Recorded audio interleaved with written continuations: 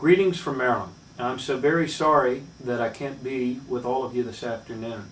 We had a tragedy this past weekend in Maryland that involved one of our medevac helicopters, and we lost some very dedicated and courageous first responders who gave their lives in service to others and trying to save the lives of others. While you're watching this video, unfortunately I'm attending the memorial service for one of these heroes this morning, and I'm therefore unable to be with you in Texas, and I hope you understand. But in the spirit of government innovation, I will be sharing a few of the thoughts that I plan to share with you in person, and I'll be doing it through this video. As you may know, I have the tremendous honor and privilege of being able to serve the people of the great state of Maryland as their governor. And before that, I served as mayor of the city of Baltimore.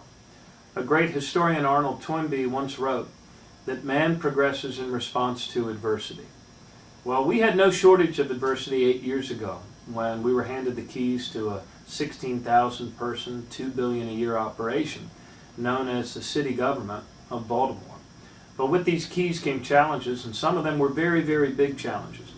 For starters, we were battling one of the highest violent crime rates and one of the highest addiction rates in the nation. And after 30 years of that big problem, we also had one of the biggest population losses of any major city in America. So therefore we had fewer residents and a smaller tax base to combat what were growing problems. Too often this left us a legacy of underperforming schools, underperforming and unresponsive city services, littered streets and alleys, and thousands of vacant buildings, and worse, a lot of vacant hearts and a lot of hopelessness about what we were capable of achieving as a people. Our citizens, the great and diverse and resilient people of Baltimore, voted for change. And they knew that our city's survival depended on that change coming about as quickly as possible. And in Baltimore, a city with limited resources, we learned very quickly that progress was only possible if we took control of the compass and if we started measuring performance. So guided by a talented and visionary man by the name of Jack Maple, formerly Deputy Commissioner of the NYPD, we started measuring not only the inputs of government, but more importantly the outputs. Because we felt that if the NYPD could successfully use CompStat, that computer pin mapping, to put crimes on the map and deploy police officers to those dots, then data collection and mapping technology could also work for everything else that our government does. So we created Citistat, and we began making progress again for the people of our city. Now, data collection and mapping without action, of course, is pointless. That's why CompStat tenets immediately became our 4 basic tenets of Citistat, and you've all heard them by now.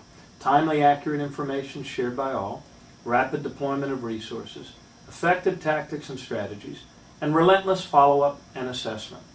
Through these strategies, we were able to empower our citizens to turn our city around in a relatively short period of time. Our kind host from Governing Magazine surmised that we were taking on performance on a scale that was never before seen in local government. And by the time we handed the keys of City Hall to the next administration of my successor, Mayor Sheila Dixon, together we had reversed 4 decades of seemingly insurmountable population loss, and our city's now growing again. Why is that? Because together we reduced violent crime by 40% to its lowest levels in 4 decades. Together, with measuring performance, we backed up a 98% success rate in our guarantee that we'd fix all potholes in 48 hours. Together, we reduced the number of children exposed to dangerously high levels of lead poisoning by 65%. Together, we identified and reclaimed more than 5,900 vacant homes and buildings for redevelopment and urban renewal by taking title, clear title.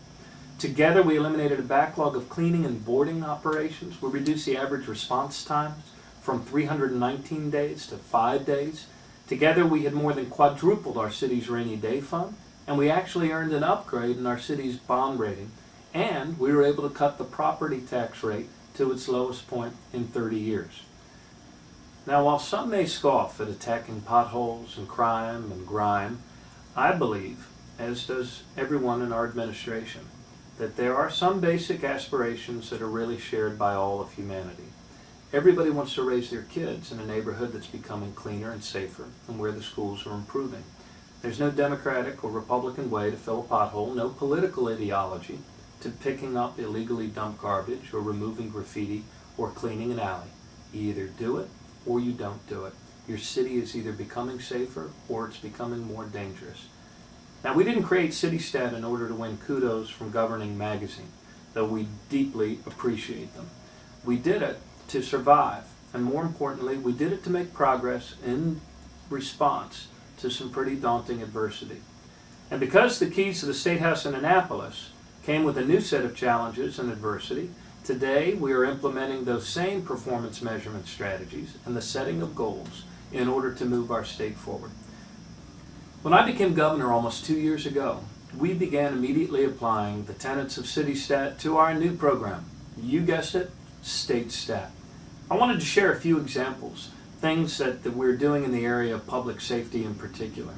Together we are now sharing information and intelligence and integrating our efforts not only across the various state departments and agencies that are supposed to be involved in public safety, but also across the various county and municipal jurisdictions that usually separate law enforcement and public safety efforts.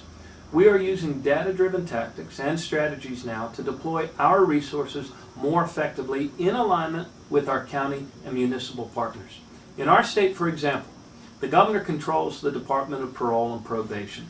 At one of our very first meetings, I asked how many of the last 50 people charged with homicide in the city of Baltimore were actually supposedly under our state supervision by parole or probation at the time that they murdered another American in our state.